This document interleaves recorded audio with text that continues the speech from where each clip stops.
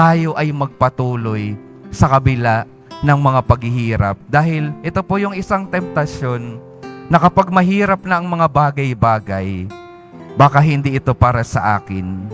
Kapag mahirap na ang mga bagay-bagay, nagtatampo na tayo sa ating Panginoon. Ngunit alalahanin po muli natin, hindi ipinangako ng Panginoon ang madaling buhay. Ang ipinapangako niya ay buhay na kasama siya sa kabila ng mga paghihirap. Kaya nawa, mga minamahal kong mga kapatid, ito yung panghawakan natin.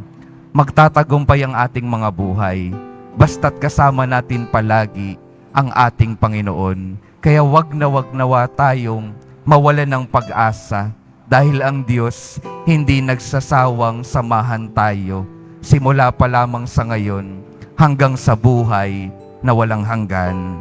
Amen.